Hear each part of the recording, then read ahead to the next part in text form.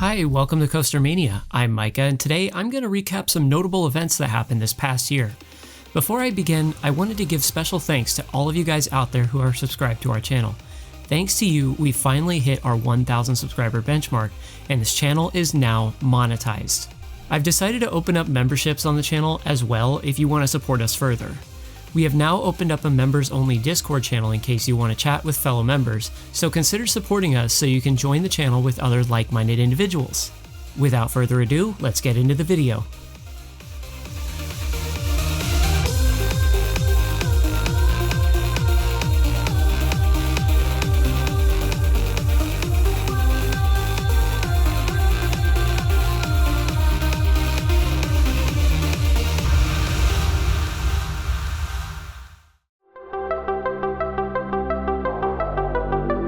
Like just about any year, 2023 was full of many different twists and turns in the amusement industry.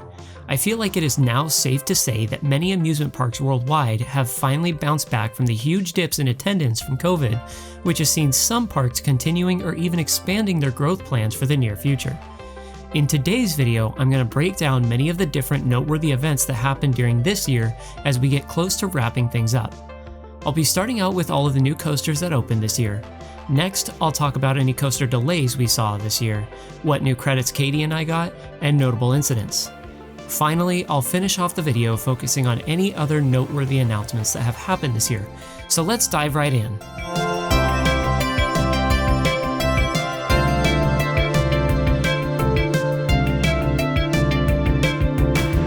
There are a ton of new coasters, both large and small, that opened this year. Some of the most notable ones, in my opinion, would be Air Force One at Fun Spot Atlanta, Wildcats Revenge at Hershey Park, Batman Gotham City Escape at Parque Warner Madrid, and finally Tau Tatis at Park Asterix. Here are a list of all of the openings at major parks or from major manufacturers this year.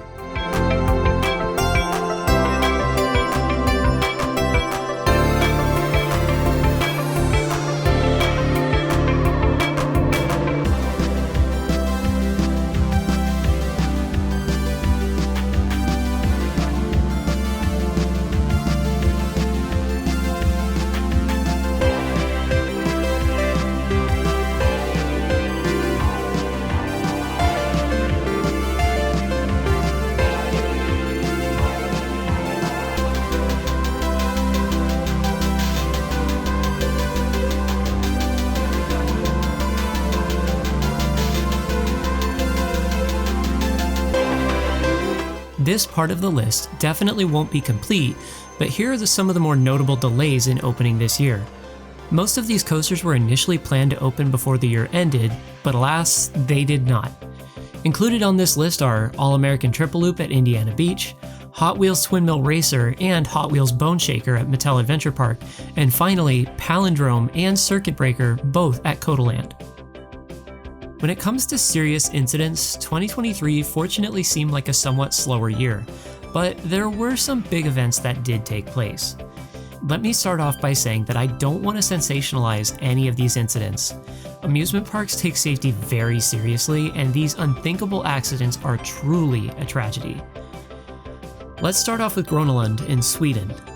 On June 26th, the roller coaster Jetline experienced a derailment that ejected several riders.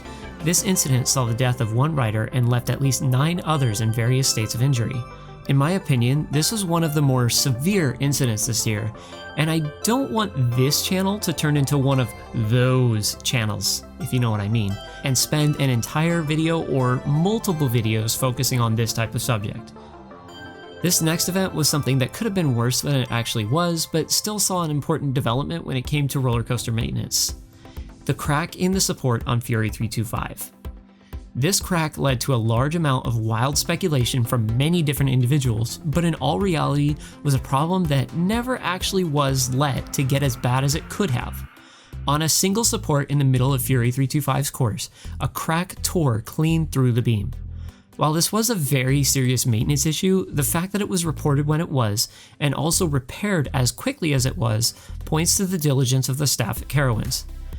There was definitely a failure by their maintenance team to not spot this issue before it was reported by a guest, however, they did pledge to do better.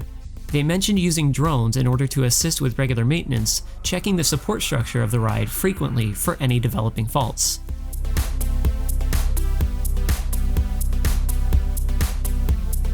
Now, let's talk about what new credits Katie and I got.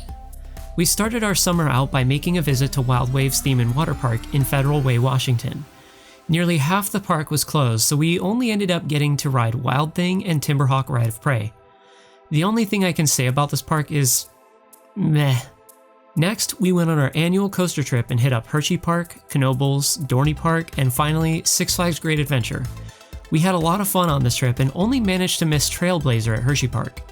We were fortunate to score every other credit, so I call this a win. All in all, that makes for 42 new credits for the both of us. Unfortunately, it seems like next year is going to be on the slower end, so it may end up that we get much less credits in 2024. A marriage and honeymoon can tend to do this. This is why every bit of support we get from you guys truly matters.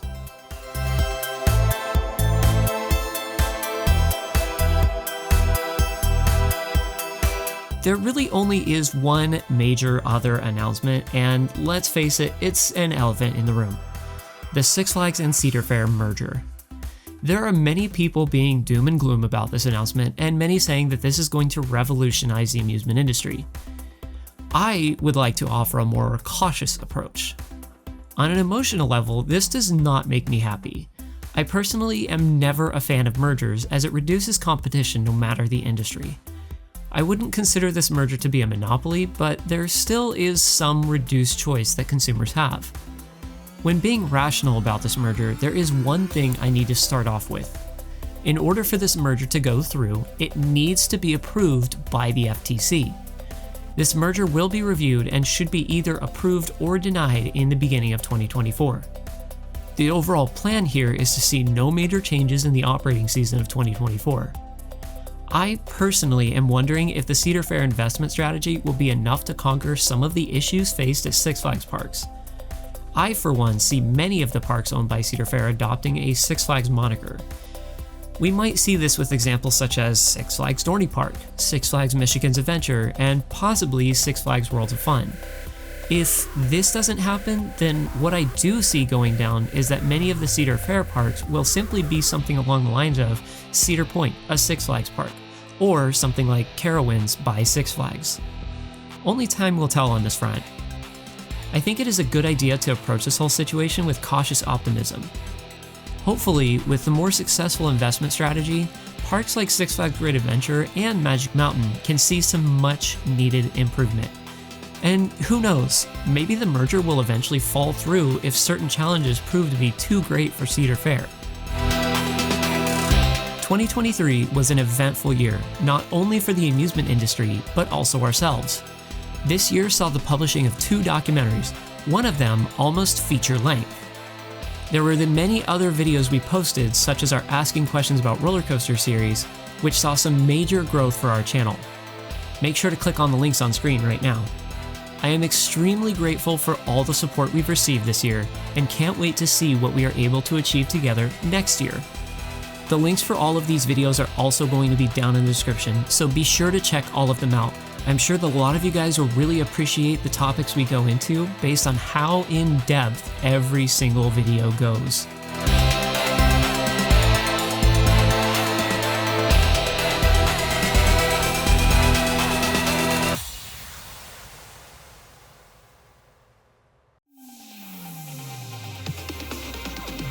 Thank you so much for watching this video. Don't forget to leave a like and comment below and hit that bell icon. Special thanks to our Patreon supporters Nathan Martin and Future Collective. $1 a month helps me bring even more content to you guys, and I even have some exclusive content coming, so check it out. Check the description below to find links to the rest of our pages. Thanks for watching the video, and ride on, Coaster Maniacs.